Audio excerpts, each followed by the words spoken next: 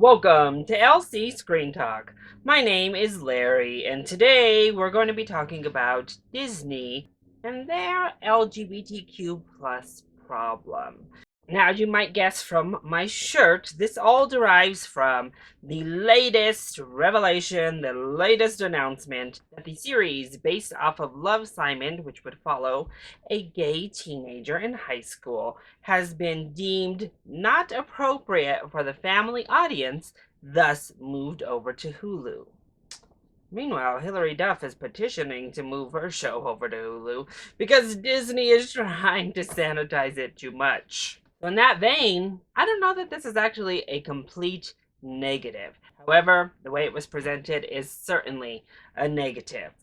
Unfortunately, this comes from a long history of problematic relationships with the LGBTQ plus community from the Mouse House. So starting off with the issue at hand, Love Victor is the series based off of the Fox film Love, Simon, a PG-13 coming-of-age film that featured a gay student in high school coming to terms with his own sexuality and having to deal with what that meant in the bigger scheme of his high school career and view amongst his peers, as well as trying to figure out who his secret admirer is. Love Victor focuses on similar issues of sexual orientation and understanding yourself, but follows Victor as he goes to the same high school that Simon went to and has to adjust to a new city as well as coming to terms with his own sexual orientation.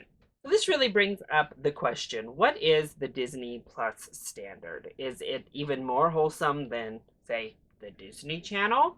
Because a lot of Disney Channel shows throughout the years have featured high school students crushing on each other, trying to date one another, even kissing each other. Oh my.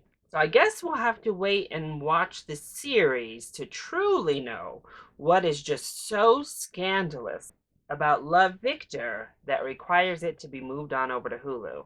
Meanwhile, family friendly is the term that has pretty much blanketed the coverage of this move from Disney Plus to Hulu, and that's where the big problem comes in. Again, we have not seen the series, so we have to give it somewhat of a pass there. However, just looking at the other content on Disney Plus, we see a lot of good PG-13 action scenes and manipulative behavior that many could deem not so family friendly.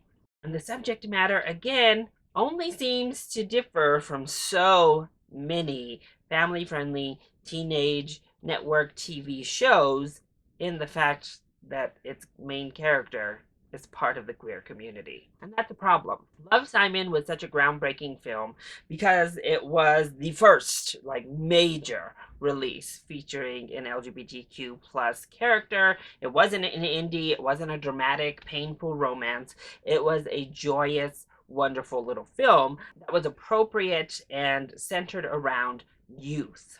And that is so important. And that's why this series, Love Victor, was also so important, to have kids see themselves in what their heterosexual counterparts get to see themselves in every single day in every single show.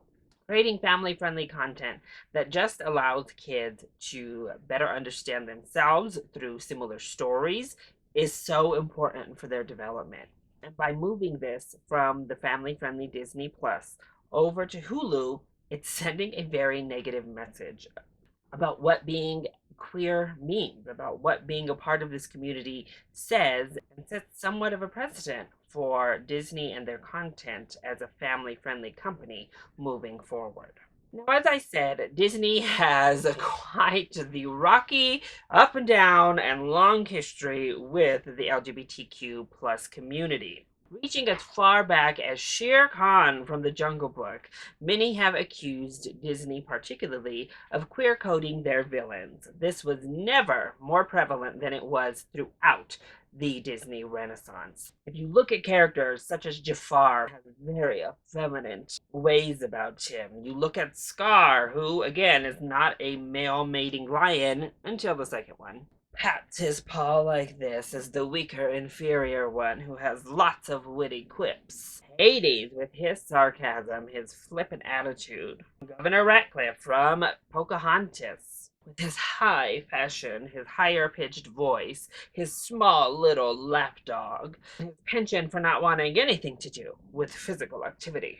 All of these cases clearly are queer coding, and that terminology basically just refers to a time when the writers and the studios, the makers of said media, give characters very obviously queer reading characteristics, such as the pitch of their voice, such as the way they rest their hands or their mannerisms or whatever the case might be, amongst many other things. They clearly give them gay ways without actually making the characters gay. The problem with what Disney did for so long is that all of these characters were just villains. And by making all of your big villains queer coded for an entire stretch of some of your most popular films, it seeps into the minds of people. That type of person, that type of being, and that type of way to life is wrong. It is evil. It is bad. We don't want to be like that. We want to be like this strong male lion over here, or this John Smith over here. But it even went further with that, with the Renaissance. Looking at Ursula from The Little Mermaid, she is literally straight up modeled after the drag queen Divine. Yet, all these years later, we've yet to get a real LGBTQ character in a Disney film, even though they have felt it appropriate to go into that community, that culture, in a time where drag queens were not on major network television like they are now. They were not as mainstream as they've become. Take a look, a vibe, a way of being from an icon in that community. Take it, slap it on your own character, and not even really give any sort of credit or ado. Then we go to Beauty and the Beast with LeFou. He's another queer-coded villain. They heavily hint at LeFou kind of being in love with Gaston. And don't worry, we're going to loop back around to the live-action remake soon. But in the 1991 animated classic, LeFou presents very much as a gay character pining for the love of Gaston, like the females around him. However, they also made the stupidest, literally the fool character in the film, the one that they decided to queer code. This time, they didn't even give us the hunky hero stereotype villain. No, the LGBTQ community was queer coded onto the fool, and without the representation to back it up. But this even stretches out to something like Mulan, a story centered around breaking out of societal norms. This film actually deals with some great bisexual tension underneath, as our male protagonist finds himself attracted to Mulan when he thinks she's a man. However, they don't really do anything with that. They definitely tried to steer away from that connection for as long as possible. And then they decided to cut him out altogether in the live action film, where they probably could have explored something like that, a deeper theme such as that, a whole lot more. They chickened out and decided just cut him altogether. And no, we're not going to go into that horrible Me Too excuse.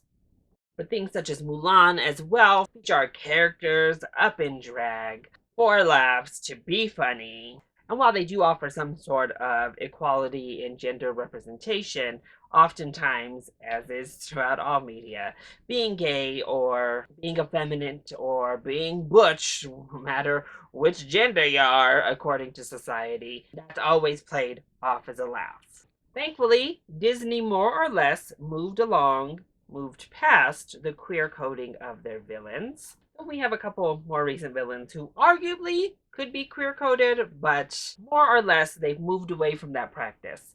Unfortunately, though, they have decided to just lean so heavily into queer baiting as a company that I don't know we've made much of progress. So unlike queer coding, queer baiting is telling the audience hey, we have this awesome representation to get them excited, get them to come and watch your movie and support your film because you're supporting them through your message and through the content you've created. And honestly, that's just a bait and switch because once you get to the film, there's really no representation to be found. So that Beauty and the Beast remake, we're back to it. It was probably the first real big controversial case of Disney queer baiting audiences.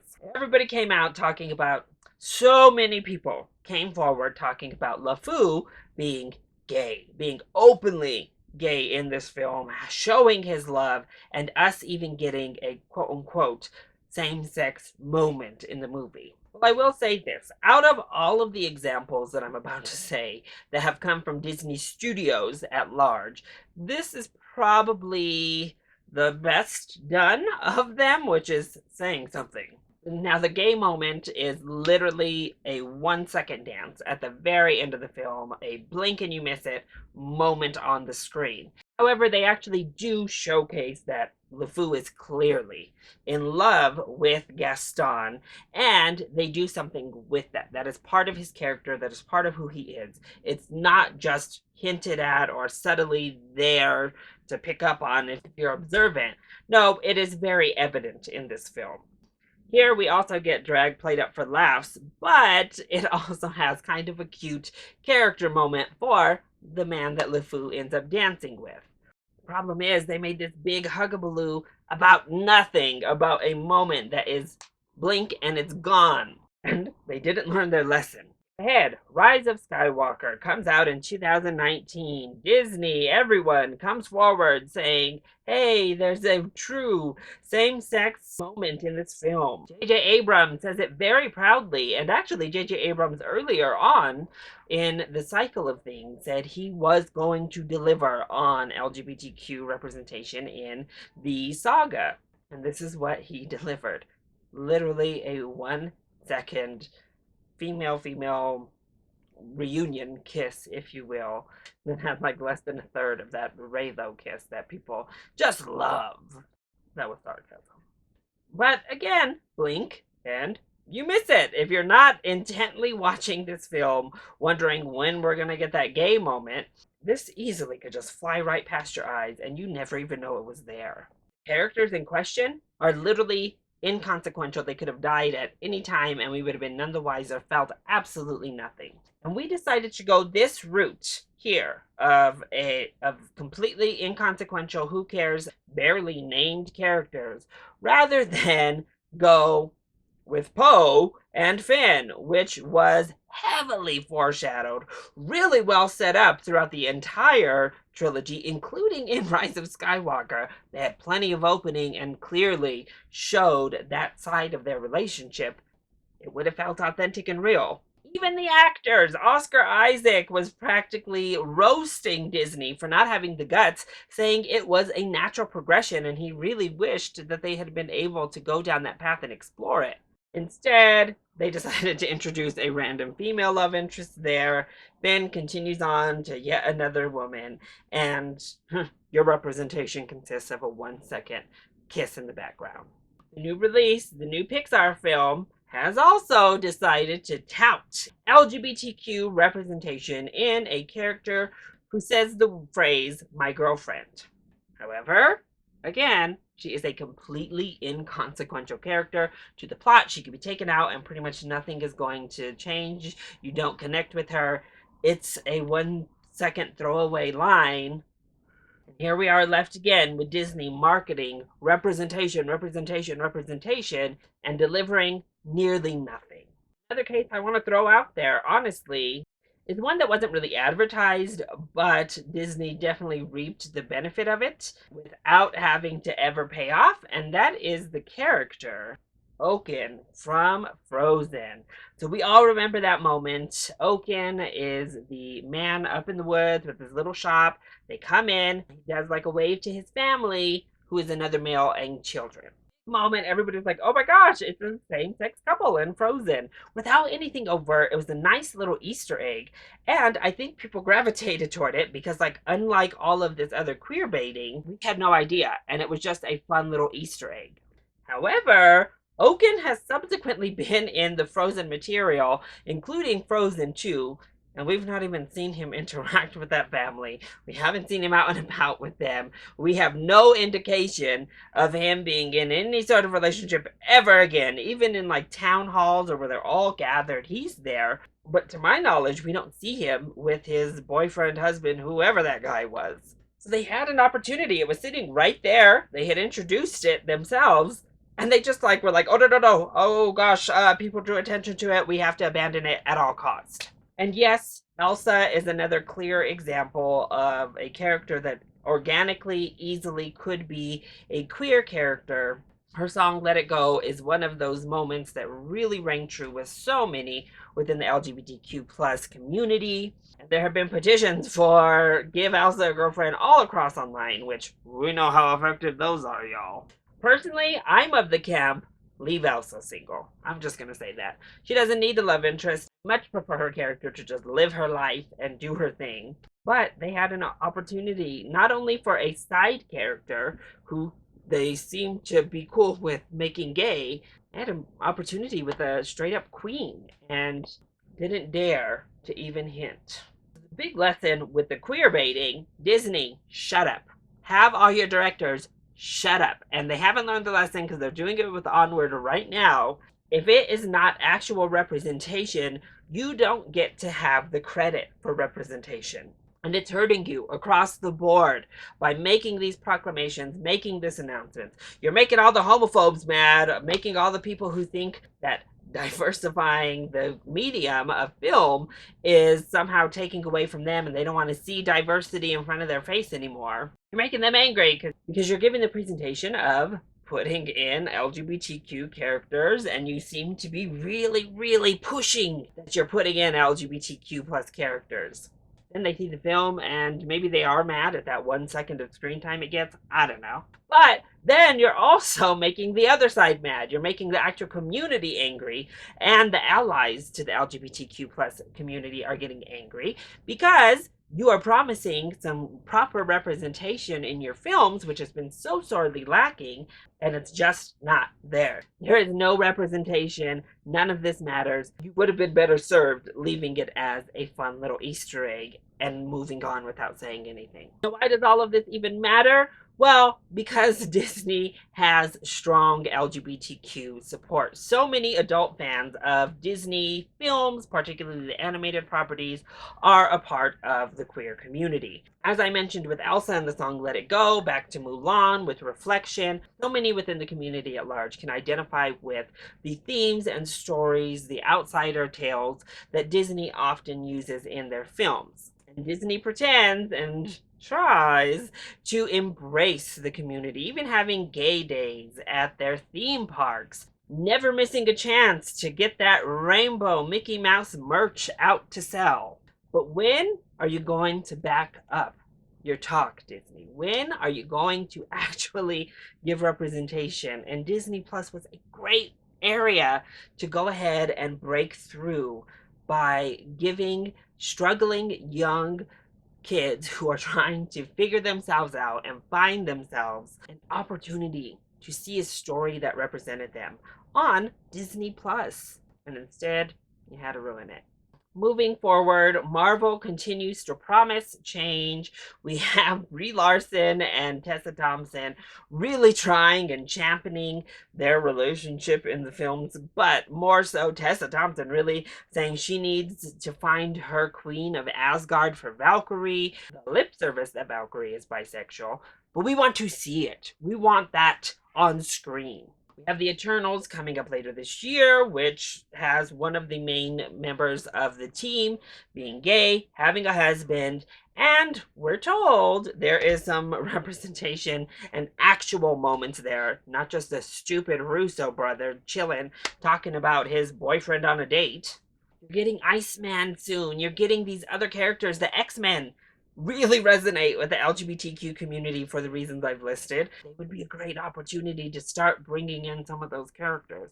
Unfortunately, I think that Love Victor being moved shows still an unwillingness of Disney to fully commit to what they say they believe in, to fully commit to making change within their company. If you can't even do it on a streaming service where your box office isn't even going to be touched by China, why should I have faith that they're going to do it in properties such as Marvel, which they want to appeal to more conservative audiences? So that's it. That's my discussion about Love Victor being moved to Hulu, as well as Disney at large and their LGBTQ plus problem. What do you think of Love Victor getting moved, as well as everything else we've discussed here, and Disney with their problematic relationship with the queer community? Let me know your thoughts in the comment section down below, or you can hit me up on Twitter. If you like this video, make sure to hit that like button down below and subscribe to the channel so you are always up to date on my latest videos. I love you all so much for your continued support. Mwah! Thank you for watching, and I'll see you next time. Bye!